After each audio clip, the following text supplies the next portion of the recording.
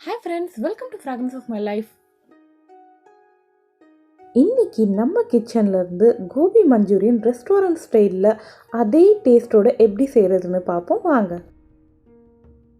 ரெசிபிக்குள்ளே போகிறதுக்கு முன்னாடி நம்ம சேனலை நீங்கள் சப்ஸ்கிரைப் பண்ணாமல் இருந்தீங்கன்னா சப்ஸ்கிரைப் பண்ணிவிடுங்க.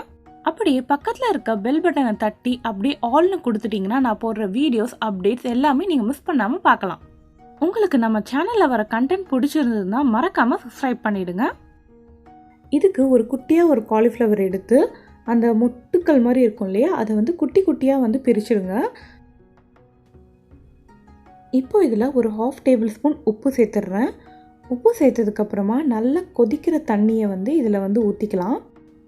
இதை அப்படியே ஒரு 10 மினிட்ஸ் விட்டுடலாம். ஏதாவது புழுக்கள் இருந்தாலும் அது வெளியே வந்துடும்.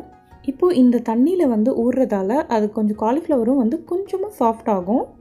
கோபி மஞ்சூரியனுக்கு ஃபஸ்ட்டு ஒரு மாவு ரெடி பண்ணிவிட்டு அதை கோட் பண்ணிவிட்டு தான் நம்ம எண்ணெயில் ஃப்ரை பண்ணுவோம். இப்போ இதில் ஒரு 3 டேபிள் ஸ்பூன் மைதா, 3 டேபிள் ஸ்பூன் கார்ன்ஃப்ளவர் மாவு, சோள மாவு இருக்கு இல்லையா அந்த மாவு. கார்ன்ஃப்ளவரும் மைதாவும் ஒரே குவான்டிட்டி எடுக்கணும். இது கூடவே 1 டீஸ்பூன் மிளகாய்த்தூள், மிளகாய்த்தூளுக்கு பதிலாக நீங்கள் பெப்பர் கூட சேர்த்துக்கலாம். 1 டீஸ்பூன் உப்பு.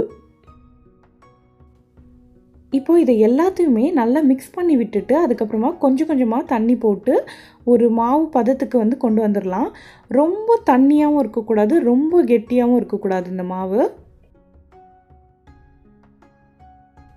இப்போ இதில் நம்ம ஊற வச்சுருக்கோம் இல்லையா உப்பு தண்ணியில், அந்த காலிஃப்ளவர் எல்லாம் வடிகட்டி இதில் சேர்த்துடலாம். இந்த மாவு பார்த்திங்கன்னா ஒரு திக் லேயர் மாதிரி அந்த காலிஃப்ளவர் மேலே படியக்கூடாது. ஜஸ்ட் ஒரு தின் லேயராக தான் அதுக்கு மேலே கோட் ஆகணும். இந்த காலிஃப்ளவர் மாவோட கோட் பண்ணுறதுக்கு இன்னொரு மெத்தடும் இருக்குது. ஃபஸ்ட்டு காலிஃப்ளவரை வடிகட்டி ஒரு பாத்திரத்தில் சேர்த்துட்டு சோள மாவு, மைதா மாவு, மிளகாய்த்தூள், உப்பு எல்லாம் அப்படியே அந்த காலிஃப்ளவருக்கு மேலே சேர்த்து கொஞ்சம் கொஞ்சமாக தண்ணி தெளித்து கோட் பண்ணிக்கணும். இப்போ இந்த காலிஃப்ளவரை நம்ம ரொம்ப நேரம்லாம் ஊற வைக்க தேவையில்ல. டேரெக்டாக எண்ணெய் நல்லா சூடானதும் அப்படியே போட்டு எடுத்துடலாம். எண்ணெய் நல்லா சூடானதுக்கு அப்புறமா தான் நம்ம காலிஃப்ளவர் போடணும். அப்போ தான் அந்த மேல் லேயர் நல்லா கிறிஸ்பியாக வரும். காலிஃப்ளவர் போட்டதுக்கப்புறமா நீங்கள் கொஞ்சம் ஃப்ளேம் குறைச்சி வச்சுக்கலாம்.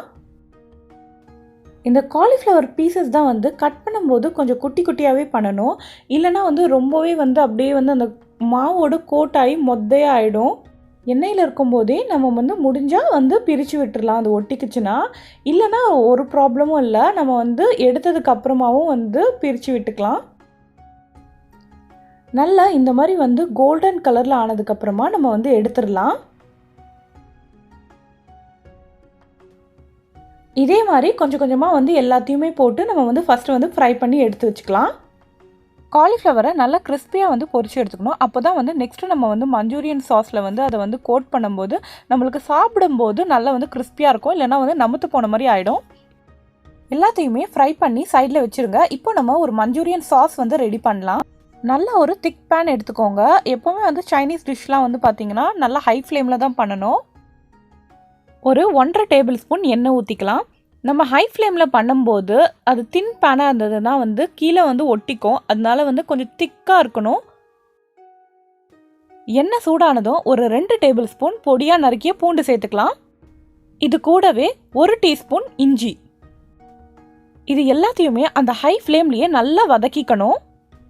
மஞ்சூரியனுக்கு ரொம்பவே முக்கியமானது இந்த பூண்டு ஃப்ளேவரும் வெங்காயத்தாளோட ஃப்ளேவர் தான்.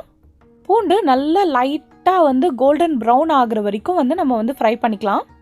நெக்ஸ்ட்டு இந்த வெங்காயத்தாளில் கீழே வெங்காயம் இருக்கும் இல்லையா, அந்த வெங்காயத்தை பொடியாக நறுக்கி சேர்த்துக்கலாம். வெங்காயம் 1 நிமிஷம் போல் வதங்கட்டும். இந்த மஞ்சூரியன் மசாலா செய்யும் போது பார்த்தீங்கன்னா எல்லாமே நீங்கள் எடுத்து வச்சுக்கணும். ஏன்னா டக்கு டக்குன்னு போடுற மாதிரி இருக்கும். இப்போ நம்ம சாஸ்லாம் சேர்த்துக்கலாம். ஃபஸ்ட்டு ஒரு 1.5 டீஸ்பூன் சில்லி சாஸ் சேர்த்துக்கோங்க. 1 teaspoon soya sauce, tomato ketchup கொஞ்சம் அதிகமாக சேர்த்துக்கணும். ஒரு 2 டேபிள் ஸ்பூன் டொமேட்டோ கெச்சப் சேர்த்துக்கோங்க. இந்த சாஸ்லாம் நீங்கள் டேரெக்டாக அப்படியே பேனில் போடலாம். இல்லைனா ஒரு பவுலில் ஏற்கனவே எடுத்து கலந்து எல்லாமே மிக்ஸ் பண்ணிவிட்டு அதுக்கப்புறமாவும் போட்டுக்கலாம். இப்போ நம்ம எல்லாத்தையும் நல்லா மிக்ஸ் பண்ணி விட்டுடலாம். ஏற்கனவே நம்ம வந்து காலிஃப்ளவரில் உப்பு சேர்த்துருக்கோம். இப்போ இந்த மசாலாக்காக கொஞ்சமாக உப்பு சேர்த்துக்கலாம். இப்போ நம்ம இதில் குடமிளகா சேர்த்துக்கலாம். இது வந்து ஒரு 1/4 கப் குடமிளகா சேர்த்துருக்கேன். ரெஸ்டாரண்ட்லலாம் பார்த்தீங்கன்னா கொஞ்சம் பெருசு பெருசாக இருக்கும். நிறைய பேர் வந்து அதை சாப்பிட மாட்டாங்க, அப்படியே வந்து தூக்கி போட்டுருவாங்க. அதனால நம்ம பொடியாக நறுக்கி போட்டால் மசாலாவோட நல்லா மிக்ஸ் ஆகிட்டு நம்ம வந்து அப்படியே சாப்பிட்டுக்கலாம். ஜஸ்ட் ஒரு 30 செகண்ட் சாட்டே பண்ணால் போதும். இப்போ வந்து நம்ம வந்து பெப்பர் வந்து சேர்த்துக்கலாம். ஒரு 1/4 டீஸ்பூன் பெப்பர் பொடி. இது கூடவே சுகரும் வந்து கொஞ்சம் சேர்த்துக்கலாம். 1/2 டீஸ்பூன் சர்க்கரை. இது எல்லாத்தையுமே நல்லா மிக்ஸ் பண்ணி விட்டுருங்க. இப்போ நம்மளுக்கு ஒரு மசாலா மாதிரி ரெடி ஆயிடுச்சு. இப்போ இந்த மசாலாவில் ஒரு டேபிள் ஸ்பூன் கார்ன்ஃப்ளவரை வந்து தண்ணியில் வந்து கரைச்சி வச்சுருக்கேன். அந்த தண்ணியை வந்து இதில் சேர்த்துக்கலாம். இதுதான் வந்து கொஞ்சம் திக்னஸ் கொடுக்கும். இது எல்லாமே நல்லா மிக்ஸ் பண்ணி விட்டதுக்கப்புறமா நம்ம வந்து ஃப்ரை பண்ணி வச்சுருக்கிற காலிஃப்ளவரை வந்து இதில் போட வேண்டியது தான். நம்ம ஃப்ரை பண்ணி வச்சுருக்க காலிஃப்ளவரை வந்து இதில் போட்டதுக்கப்புறம் பார்த்தீங்கன்னா எப்படிடா இது கோட் ஆகும் அப்படின்னு வந்து நம்மளுக்கு தோணும். பட் ஹை ஃப்ளேமில் வச்சு நீங்கள் நல்லா வந்து பெரட்டி விட்டிங்கன்னா நல்லா வந்து எல்லாமே கோட் ஆகிடும். இன்னும் கொஞ்சம் நேரத்தில் பாருங்கள் எப்படி இது மாறப்போகுதுன்னு. சில பேர் இதையே வந்து கொஞ்சம் செமி கிரேவி மாதிரி சாப்பிடுவாங்க. அப்போ வந்து நம்ம என்ன பண்ணலான்னா கொஞ்சம் அந்த கார்ன்ஃப்ளவர் மாவும் இந்த தண்ணியும் கலந்து ஊற்றணும் பார்த்தீங்களா, அது இன்னும் கொஞ்சம் ஜாஸ்தி ஊற்றணும்னா அது கொஞ்சம் செமி கிரேவி மாதிரி ஆகிடும். ஒரு நிமிஷம் போல் எல்லாத்தையும் நல்லா மிக்ஸ் பண்ணி விட்டதுக்கப்புறமா கடைசியாக வந்து வெங்காயத்தால் பொடியாக நறுக்கி சேர்த்துக்கணும். வெங்காயத்தால் போட்டதுக்கப்புறமா ரொம்ப நேரம் வந்து சாட்டே பண்ண தேவையில்ல. ஒரு 30 செகண்ட்ஸ் வந்து நம்ம வந்து கலந்து விட்டால் போதும். ஸ்டவ் ஆஃப் பண்ணிவிட்டு நம்ம சர்வ் பண்ண வேண்டியது தான். இது வந்து பார்த்திங்கன்னா ஒரு சூப்பரான ஈவினிங் ஸ்நாக்ஸு. நீங்கள் வந்து ஸ்டார்டர்ஸாகவும் வந்து சர்வ் பண்ணலாம். நல்லா சுட சுட கோபி மஞ்சூரியன் ரெடி ஆகிடுச்சு. இந்த ரெசிபி பிடிச்சிருந்ததுன்னா லைக் பண்ணிவிடுங்க. உங்கள் வீட்லேயும் செஞ்சு பார்த்துட்டு எப்படி இருக்குன்னு மறக்காமல் சொல்லுங்கள். ஃப்ரெண்ட்ஸ் கூடலாம் ஷேர் பண்ணிவிடுங்க. தேங்க்யூ.